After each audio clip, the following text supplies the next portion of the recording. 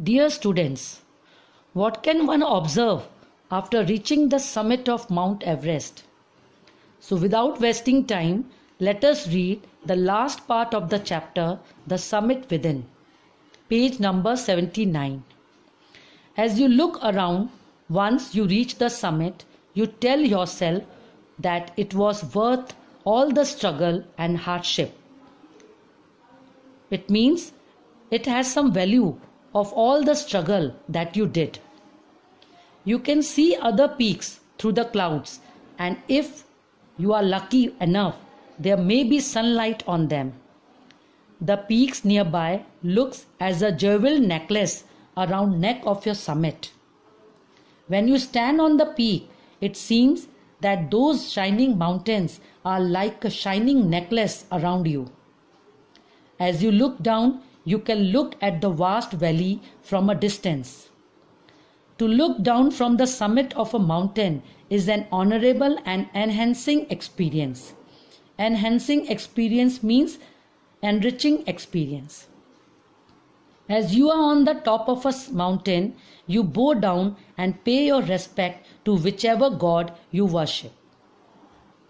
On Everest, the author left a picture of Guru Nanak Dev.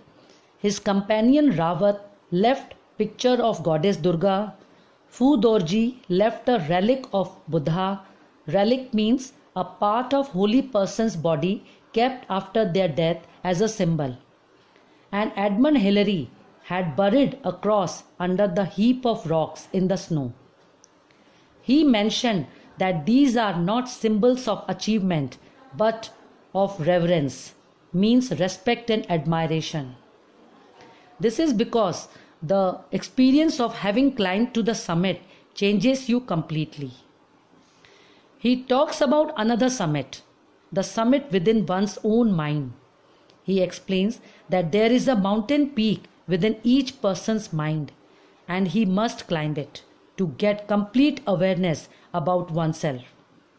It is fearful and unscalable, means cannot be measured. It cannot be climbed by anyone else. You yourself have to do it.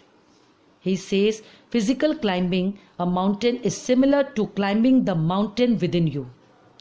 The effects of both the climbs are also the same. Whether the mountain you climb is physical or emotional or spiritual, it will change you completely. It teaches you a lot about the world around you and the one inside you. The author says that his experience as an Everester has given him both the strength and inspiration to deal with life's ordeals. Life's ordeals means painful experience with determination.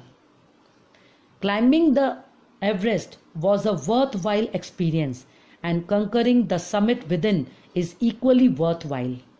Worthwhile means it has some value. Moreover, internal summits are higher than the physical summit of Everest. Now, I think you have understood the chapter very well. Go through the chapter once again so that you can understand each and everything of the chapter thoroughly, properly. Thank you.